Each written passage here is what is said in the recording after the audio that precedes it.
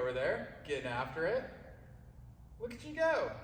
So here we are, we're back, ready for another day on this 21-day challenge. Today's workout is going to be a 5 rounds, 4 reps. So you want to make sure you have a clock out so that we can time our rest and work intervals. So this one's going to be a little higher intensity at times, but we're also going to pull back a little bit to make sure you keep moving through it.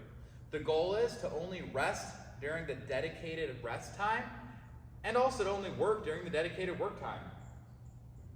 So the first thing we're going to do is high knees. And so this might take you back to football practice or that PE teacher that was totally awesome. So just in place here, he's going to run in place, picking his knees up, and we want to try to get our knees above our waist every time. Now this work interval, you're not going to necessarily count the reps for. The goal is just to go for the whole time. See if you can keep it up for the whole 30 seconds. And the goal is, again, to get your knees higher than your hips. If you want to do that thing where you put your hands out so you tap them to hold yourself accountable to getting them up, that's okay. If you want to move them, like you're running at incredible speed, that's also acceptable. If you want to put them over your head, that'd be really silly. Don't do that. No, please don't. That's just embarrassing. All right, so that is what we're going to do for our high knees.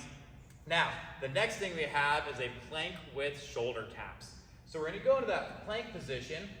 When we're familiar with this from the push-up workout, and from here, he's just going to reach an arm up or hand up and touch the opposite shoulder, then replace it.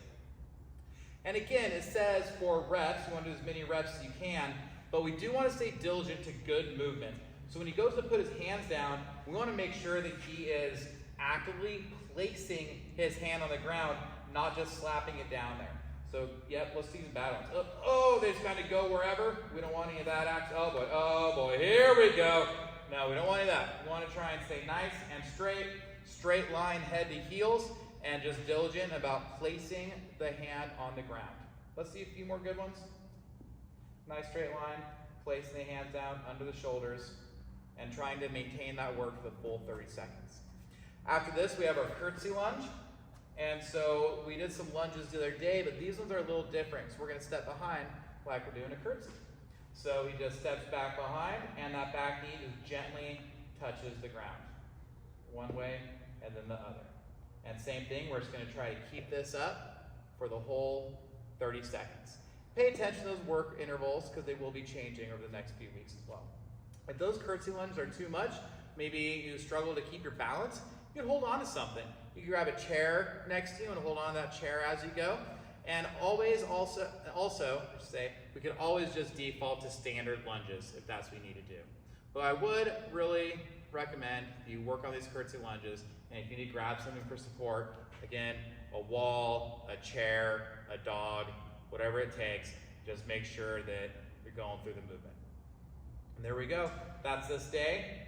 And this is exciting because these 30-second intervals are going to creep up a little bit next few times you do it. So enjoy these 30 seconds. It's going to be a blast. And in the future, it'll be in the past.